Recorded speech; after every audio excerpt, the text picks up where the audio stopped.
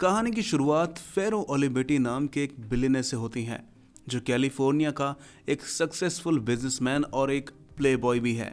उसकी दौलत और हैंडसम लुक्स पर लड़कियां फिदा रहती हैं, लेकिन फेरो का ध्यान हमेशा अमीर लोगों की खूबसूरत बीवियों पर ज्यादा रहता है। फेरो रिलेशनशिप के झंझट में पड़ने के बजाय अपनी आजादी को ज्यादा महत्व देता है। अपने बिजनेस को लेकर वो बेहद गंभीर है। कई बार उसके कॉम्पिटिटर उसकी कंपनी को टेक ओवर करने की कोशिश कर चुके हैं, लेकिन वो हमेशा उनसे एक कदम आगे रहता है। एक दिन वो अपने शानदार बंगले में चल रही पार्टी में होता है। फिर वो एक खूबसूरत महिला के साथ रोमांस शुरू ही करने वाला था कि तभी इटली से उसकी माँ का फोन आता है। उसकी माँ रोते हुए बताती है कि उसके पिता बहुत ही बीमार हैं और आखिरी वक्त में उसे याद कर रहे हैं। ये सुनकर फेरो भावुक हो जाता है और तुरंत इटली रवाना होने का फैसला करता है। फेरो अपने पिता के बेहद करीब है। वो इटली के एक सामान्य फैमिली से था और बिजनेस की पढ़ाई के लिए कैलिफोर्निया में गया था। बहुत मेहनत और लगन से उसने कैलिफोर्निया में एक बड़ा बिजनेस एम्पायर खड़ा कर लिया। उसके पिता उसकी सफलता से बेहद खुश थे, लेकिन उन्होंने हमेशा उसे समझाया था कि इंसानियत और सच्चे प्यार के बिना कामयाबी के कोई मायने नहीं होते। अब फेरो अपने पिता के घर पहुंचता है, जहां उसकी मां बताती है कि उसके पिता के पास अब केवल कुछ ही घंटे बचे हैं। ये सुनकर फेरो की आंखों में आंसू आ जाते हैं। जब वो अपने पिता से मिलने अंदर आता है तो दोनों एक दूसरे को देखकर भावुक हो जाते हैं। उसके पिता बड़ी मुश्किल से ही बात कर पा रहे थे, लेकिन उन्होंने फेरो को अपनी आखिरी इच्छा बताई। उनकी इच्छा ये थी कि उनके जाने के बाद फेरो 30 दिनों के लिए अपने बिजनेस को छोड़कर किसी ऐसे जगह पर जाए जहां उसे ना कोई जानता हो और ना ही उसके पास कोई पैसे हो। फेरो को अपने पिता की अजीब इच्छा समझ में नहीं आती और वो उनसे पूछता है कि ऐसा करने के लिए वो क्यों कह रहे हैं। फेरो के पिता उसका हाथ पकड़कर कहते हैं कि इस वक्त कोई सवाल मत पूछो बेटा, बस मुझसे वादा करो कि तुम मेरी आखिरी इच्छा जरूर पूरी करोगे। फेरो के लिए यह निर्णय लेना काफी मुश्किल था, क्योंकि उस वक्त उसका एक कॉम्पिटिटर उसकी कंपनी को टेक ओवर करने वाला था। उसकी गैर मौजूदगी में ये संभव भी हो सकता है, लेकिन अपने पिता की आखिरी इच्छा को पूरा करने के लिए फेरो ये जोखिम उठाने के लिए तैयार है। उसके तुरंत बाद फेरो के पिता की मृत्यु हो जाती है। उनके अंतिम संस्कार के बाद फेरो कैलिफोर्निया लौटता है और अपने असिस्टेंट लॉरेंस को सारी कंपनी की जिम्मेदारी सौंपता है। फेरो लॉरेंस से ज्यादा सवाल पूछने से मना करता है और कहता है कि तुम सब संभाल लोगे, मुझे पता है। इसके बाद वो अपने ड्राइवर क्लोड की आईडी लेता है और एक साधारण कमर्शियल प्लेन से न्यूयॉर्क के लिए रवाना हो जाता है। फेरो अपने पिता की आखिरी इच्छा पूरी करने के लिए न्यूयॉर्क पहुंचता है। वो अपने साथ कोई भी पैसा नहीं लाता है, इसलिए एयरपोर्ट से बाहर निकलने के बाद शहर जाने के लिए वो एक ट्रक से लिफ्ट लेता है। उसका पहला काम था नौकरी ढूंढना। शहर पहुंचकर फेरो कई छोटी मोटी दुकानों पर नौकरी मांगता है, लेकिन एक अनजान शहर में नौकरी पाना काफी मुश्किल था। पूरे दिन वो किसी छोटे मोटे काम की तलाश में भटकता रहता है, लेकिन जब शाम तक भी कोई काम उसे मिलता नहीं तो वो एक बार में जाकर बैठता है। वहाँ एक लड़की उससे आकर्षित होती है और उससे बातचीत शुरू करती है, लेकिन जब वो फेरो से पूछती है कि वो क्या करता है और कहाँ रहता है तो फेरो उसे घुमाकर जवाब देने लगता है। ये सुनकर लड़की चिढ़कर वहाँ से चली जाती है। इस सब को देख रही एक मोटी लड़की जो अपना नाम पीटा बताती है, फेरो के पास आती है। वो फेरो को अपने फ्लैट में ले जाती है, जहां उसकी एक दोस्त पहले से सो रही थी। पीटा फेरो को अपने रूम में ले जाकर उससे रोमांस करने की कोशिश करती है, लेकिन फेरो उससे बचने के लिए ये बहाना बनाता है कि वो गे है और सोने की कोशिश करता है। पीटा के खर्राटे से परेशान होकर फेरो दूसरे रूम में चला जाता है, लेकिन उसकी आहट से वहाँ सो रही वो लड़की घबरा जाती है और उसे आधी रात को फ्लैट से बाहर निकाल फेंकती है। वो पीटा पर गुस्सा करती है कि उसने एक अनजान आदमी को फ्लैट में घुसने कैसे दिया, और फेरो आधी रात को सड़कों पर भटकने लगता है। रात में भटकते हुए फेरो पर 2 पॉकेटमार हमला करके उसका बैग छीनने की कोशिश करते हैं। फेरो उनमें से एक की नाक तोड़ देता है और वहां से भाग निकलता है। बचने के लिए वो एक मकान की बालकनी में छिप जाता है, लेकिन मकान मालिक उसे चोर समझकर पुलिस को बुला लेता है। फेरो की पहली रात पुलिस कस्टडी में कटती है, जहां एक साइको क्रिमिनल उसे पूरी रात परेशान करता है। सुबह पुलिस उसे छोड़ देती है, क्योंकि उन्हें पता चलता है कि वो केवल पॉकेट मारों से बचने के लिए भाग रहा था। फेरो को अब तक कुछ खाने को नहीं मिला था और उसे बहुत ही भूख लग रही थी। वो पुलिस स्टेशन में रखे फोन के पास से 50 सेंट उठाता है और पास की एक दुकान में जाकर खाने के बदले उन्हें 50 सेंट देता है, लेकिन दुकानदार इसे मना कर देता है। थका हुआ और भूखा फेरो एक पार्क के बेंच पर जाकर लेट जाता है। दोपहर तक उसकी भूख बर्दाश्त से बाहर हो जाती है। वो एक हॉट डॉग बेचने वाले ठेली वाले के पास जाता है। हॉट डॉग की कीमत करीबन $2 थी, लेकिन फेरो के पास केवल 50 सेंट्स थे। वो ठेली वाले से कहता है कि मेरे पास केवल 50 सेंट्स हैं, क्या इतने में आप कुछ खिला सकते हैं मुझे?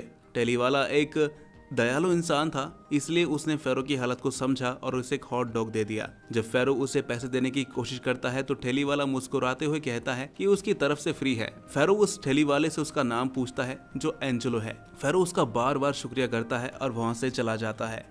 भूख शांत होने के बाद फेरो एक डस्टबिन के पास रखे अखबार को उठाता है और उसमें नौकरी ढूंढने लगता है। तभी उसे एक मिनी ट्रक हल्के से टक्कर मार देता है, जिससे वो जमीन पर गिर जाता है। ट्रक का ड्राइवर तुरंत फेरो के पास आता है और माफी मांगता है और अपना नाम फ्रेड बताता है। वो फेरो को ट्रक में बैठा लेता है और उसकी मदद करने की बात करता है। फेरो बताता है कि उसे किसी काम की जरूरत है। ये सुनकर फ्रेड उसे अपने एक कस्टमर के पास ले जाता है जिसे एक पर्सनल ड्राइवर की जरूरत थी। फेरो कस्टमर के घर पहुंचता है और अंदर जाकर इंटरव्यू देता है। कस्टमर, जिसका नाम मिस्टर कर्टिस था, फेरो से सवाल करता है। फेरो अपना नाम क्लोड बताता है जो उसके ड्राइवर की आईडी पर लिखा था। मिस्टर कर्टिस उसे नौकरी पर रख लेते हैं और अगले दिन से काम पर आने के लिए कहते हैं। लेकिन कर्टिस की जवान पत्नी कैट फेरो के हैंडसम लुक से आकर्षित हो जाती है। वो चाहती है कि फेरो उसी दिन से काम शुरू करे क्योंकि रात की पार्टी में उन्हें एक वेटर की जरूरत थी। फेरो तुरंत मान जाता है क्योंकि उसके पास ठहरने का कोई ज्यादा इंतजाम नहीं था। रात की पार्टी में फेरो वेटर का काम करता है। पार्टी में आए कुछ शराबी गेस्ट को संभालते उसे काफी मुश्किलों का सामना करना पड़ रहा था। इस दौरान मिस्टर कर्टिस की पत्नी कैट फेरो के आसपास मंडराती रहती है। पार्टी के दौरान फेरो टीवी पर एक न्यूज देखता है जिसमें बताया जाता है कि उसकी कंपनी ओलिवेटी एंटरप्राइजेस ने अपने कॉम्पिटिटर को हराकर एक बड़ा प्रोजेक्ट हासिल कर लिया है। ये सुनकर फेरो बहुत ही खुश होता है। बाद में जब वो पार्टी में आए एक शराबी गेस्ट को उसके घर छोड़ने जाता है तो रास्ते में वो अपने असिस्टेंट लॉरेंस को कॉल करता है। फेरो लॉरेंस को शाबाशी देते हुए कहता है कि सभी कर्मचारियों को $5000 का बोनस दिया जाए। लॉरेंस ये सुनकर हैरान रह जाता है क्योंकि पहले फेरो अपने कर्मचारियों की ज्यादा परवाह नहीं किया करता था, लेकिन अब एक आम आदमी की जिंदगी की परेशानियां झेलने के बाद उसमें काफी बदलाव आ चुका था। जब फेरो अपने रूम में लौटता है तो वो देखता है कि मिस्टर कर्टिस की पत्नी कैट पहले से ही वहाँ पर मौजूद है। फेरो इससे पहले कि कुछ कह पाता दरवाजे पर दस्तक होती है। वो जल्दी से कैट को बेड के नीचे छिपा देता है और दरवाजा खोलता है।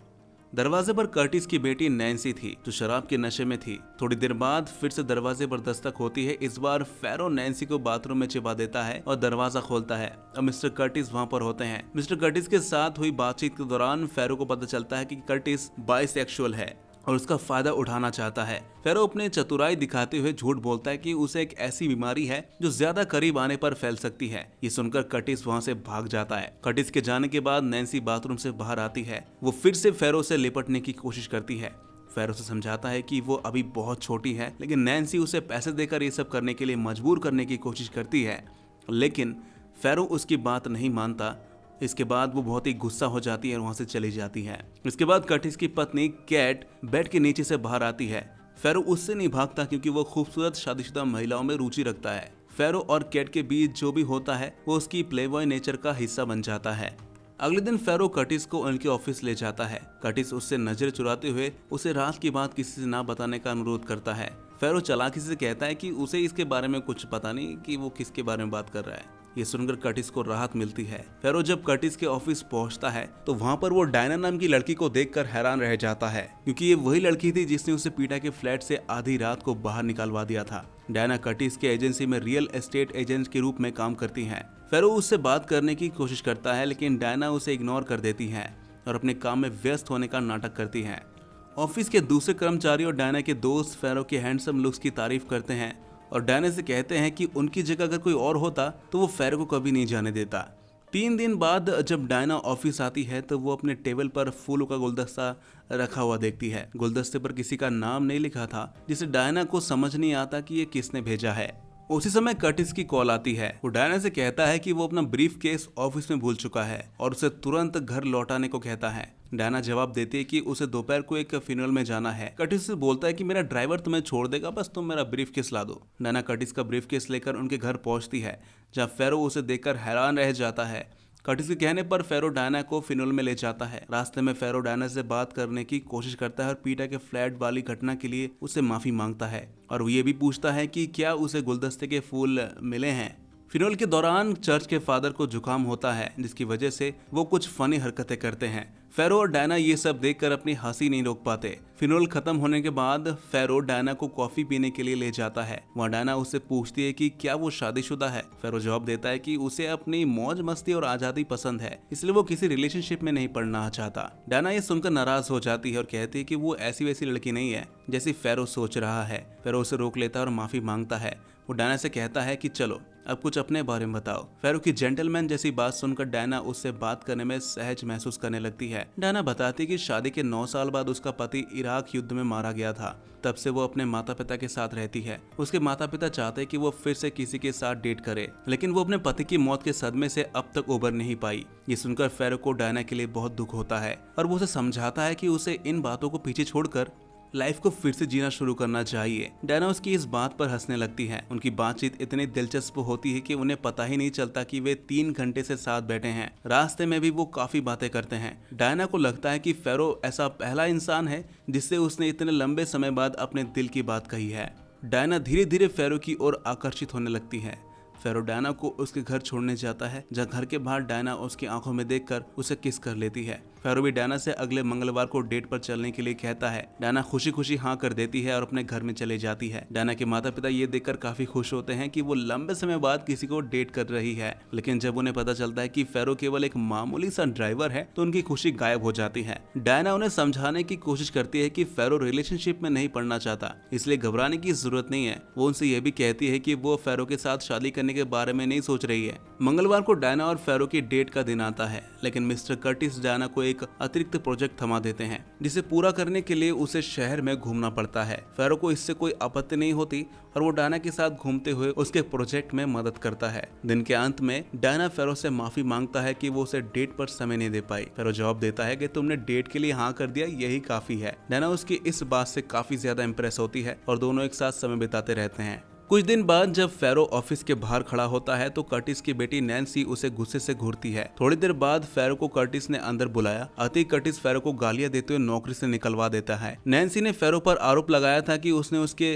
रूम में आकर उससे बदतमीजी की थी। फेरो ये सब चुपचाप सहता है, लेकिन डायना ये सब होते हुए देख नहीं पाती। अचानक डायना कर्टिस को गुस्से में गालियां देती है और फेरो के साथ ऑफिस से बाहर निकल जाती है। रास्ते में फेरो डायना को कर्टिस और उसकी फैमिली के अजीबोगरीब व्यवहार के बारे में बताता है। ये सुनकर डायना हंसने लगती है। डायना फेरो को अपने घर डिनर के लिए बुलाती है। जब डायना के माता पिता को पता चलता है कि फेरो की नौकरी छूट गई है तो परेशान हो जाते हैं। साथ ही वो डायना और फेरो के बीच बढ़ती नजदीकियों को लेकर भी चिंतित रहते हैं, लेकिन फेरो उन्हें बताता है कि वो जल्द ही कैलिफोर्निया वापस चला जाएगा। ये सुनकर डायना के माता पिता थोड़ी राहत महसूस करते हैं। डायना फेरो को बताती कि उसने कुछ पैसे बचाए हैं और वो अपनी खुद की रियल एस्टेट एजेंसी खोलना चाहती है। डायना कहती है कि वो फेरो को इस एजेंसी में अपना पार्टनर बनाना चाहती है। फेरो डायना की इस बात से हैरान रह जाता है। फेरो डायना के भरोसे और आत्मविश्वास को देखकर सोच में पड़ जाता है। हालांकि जब डायना उसे अपना बिजनेस पार्टनर बनाने की बात करती है तो फेरो उसकी मदद करने का फैसला करता है। वो अपने अनुभव का इस्तेमाल करते हुए डायना की एजेंसी के लिए एक ठोस बिजनेस प्लान तैयार करता है। फेरो कर्टिस की कंपनी के 3 कर्मचारियों को, जो डायना के दोस्त भी थे, 15% प्रॉफिट शेयर का ऑफर देकर अपनी एजेंसी में शामिल कर लेता है। डायना फेरो का शुक्रिया अदा करती है और दोनों मिलकर डांस करते हुए अपनी नई एजेंसी की शुरुआत का जश्न मनाते हैं। रास्ते में डायना कहती है कि मुझे लगता है कि मुझे तुमसे प्यार हो रहा है। फेरो मुस्कुराते हुए इस बात को टाल देता है और कहता है कि शायद वो नशे में बोल रही है, लेकिन फेरो इतना जरूर कहता है कि डायना जैसी लड़की उसे अपनी जिंदगी में पहले कभी नहीं मिली। नई एजेंसी की शुरुआत के पहले 2 हफ्तों में उन्हें $12,000 का प्रॉफिट होता है। डायना इस सफलता से बहुत खुश होती है, लेकिन इसी बीच फेरो को कैलिफोर्निया वापस जाना था और उसे याद आता है। वो डायना को बताता है कि उसे जल्द से जल्द वहां पर लौटना होगा। ये सुनकर डायना उदास हो जाती है और कहती है कि काश मैं कैलिफोर्निया में ही अपनी बिजनेस खोल लेती। फेरो डायना की बात सुनकर कोई जवाब नहीं देता और गहरी सोच में पड़ जाता है। फेरो को न्यूयॉर्क में रहते हुए 23 दिन बीत चुके थे। इस दौरान उसे अपने असिस्टेंट लॉरेंस का कॉल आता है, जो उसे बताता है कि उसके कॉम्पिटिटर ने उसके गैर मौजूदगी का फायदा उठाकर उसकी कंपनी को टेक ओवर करने की गंभीर कोशिश की है। लॉरेंस कहता है कि अगर फेरो अगले सोमवार को बिजनेस कोर्ट में जज के सामने पेश नहीं हुआ तो कंपनी का कंट्रोल हाथ से निकल जाएगा। ये सुनकर फेरो चिंतित हो जाता है, लेकिन वो लॉरेंस को भरोसा दिलाता है कि वो इस मामले को जरूर हैंडल कर लेगा और फोन काट देता है। डायना फेरो को अपनी निशानी के तौर पर एक टाई गिफ्ट करती है। इसके बाद दोनों फाइटर जेट्स की उड़ान देखने जाते हैं। वहाँ डायना एक बार फिर फेरो से कहती है कि तुम्हारे जाने के बारे में सोचकर ही मुझे डर लग रहा है। फेरो जवाब देता है कि अगर मैंने तुम्हें अपने बारे में सब कुछ बता दिया तो शायद तुम कभी नहीं सोचोगे कि मैं यहाँ पर रहूं। डायना उसकी बात समझ नहीं पाती और उससे अपने प्यार का इजहार करती है और कहती है कि आई लव यू। फेरो उसकी आंखों में देखकर उसे गले लगा लेता है, लेकिन वो उसे कोई जवाब नहीं देता। फेरो के न्यूयॉर्क में बिताए हुए 29 दिन पूरे हो जाते हैं। सोमवार को कैलिफोर्निया के बिजनेस कोर्ट में जज का फैसला सुनाया जा रहा था। लॉरेंस कोर्ट में मौजूद था और ऐसा लग रहा था कि जज उनके खिलाफ फैसला सुनाएगा। तभी अचानक फेरो वहां पर पहुंच जाता है। उसे देखकर जज तुरंत फैसला बदल देते हैं और फेरो ये केस जीत जाता है। दरअसल इस केस का निपटारा केवल फेरो की मौजूदगी से हो सकता था। फेरो ने समय रहते अपने प्राइवेट जेट से कैलिफोर्निया पहुंचकर ये काम कर लिया। इसके बाद वो तुरंत न्यूयॉर्क वापस लौटता है और डायना से मिलने जाता है। डायना उससे पूछती है कि वो पूरे दिन कहाँ था। फेरो उससे कहता है कि मुझ पर भरोसा रखो, वक्त आने पर मैं तुम्हें सब कुछ बता दूंगा। डायना उसकी बात मान जाती है, लेकिन तभी कर्टिस की पत्नी केट वहां पर पहुंचती है। वो फेरो से लिपटकर अपने साथ चलने के लिए कहती है। ये देखकर डायना को गुस्सा आता है और वो वापस से निकलकर घर की ओर भागती है। फेरो उसे रोकने की कोशिश करता है, लेकिन डायना उसका फोन भी उठाने से इनकार कर देती है। अगले दिन फेरो कैलिफोर्निया लौट जाता है। डायना को पता चलता है कि फेरो उसे बिना कोई गुड बाय बोले चला गया है। वो बेहद उदास हो जाती है। कई दिनों बाद कर्टिस के घर पर ट्रक ड्राइवर फ्रेड आता है। वो बताता है कि उनके घर पर काम करने वाला वो ड्राइवर असल में फेरो ओलिवेटी है, जो एक बिलियनियर है। फ्रेड उन्हें फेरो द्वारा भेजा गया $50,000 का चेक भी दिखाता है। ये देखकर कर्टिस और उसकी बेटी नैन्सी हैरान रह जाते हैं। दूसरी तरफ कैलिफोर्निया में फेरो अपनी माँ से बात करता है। वो उन्हें बताता है कि उसके पिता ने अपनी आखिरी इच्छा के जरिए उसे बहुत कुछ सिखाया है। फेरो कहता है कि उन्हीं की वजह से मुझे एक ऐसी लड़की मिली जो सबसे अलग है, लेकिन लगता है मैंने उसे खो दिया है। फेरो की माँ उसे समझाती है कि वो इतनी जल्दी हार कैसे मान सकता है। वो कहती है कि जाओ और उससे बात करो। फेरो न्यूयॉर्क लौटने का फैसला करता है। वो टैक्सी से डायना के घर पहुंचता है। डायना की माँ उसे अंदर आने से रोकने की कोशिश करती है, लेकिन डायना दरवाजे पर आ जाती है। उसे पता चलता है कि उसकी माँ ने फेरो के कॉल की बात उससे छुपाई थी। डायना और फेरो एक दूसरे से बात करते हैं। डायना सोचती थी कि फेरो केवल उससे मिलने आया है, लेकिन जब फेरो उसे कैलिफोर्निया साथ चलने के लिए कहता है तो वो खुशी से मान जाती है। डायना के माता पिता उसे रोकने की कोशिश करते हैं, क्योंकि उन्हें डर था कि वो इस मामूली ड्राइवर से शादी न कर ले। लेकिन डायना कहती कि घबराइए मत, फेरो पहले ही बता चुका है कि वो शादी वैसे बंधन में बंधना नहीं चाहता। फेरो डायना को लेकर एयरपोर्ट पहुंचता है, जहां उसका असली ड्राइवर क्लॉड कार लेकर तैयार खड़ा था। क्लॉड फेरो को मिस्टर ओलिवेटी कहकर सलाम करता है। फेरो उसे क्लॉड कहकर जवाब देता है। ये सुनकर डायना हैरान रह जाती है। कार में बैठने के बाद फेरो डायना को बताता है कि वो फेरो ओलिवेटी है, जो एक बिलियनियर है। डायना को पहले तो अपने कानों पर यकीन नहीं हो रहा था, फिर वो एक साथ कई सवाल पूछने लगती है।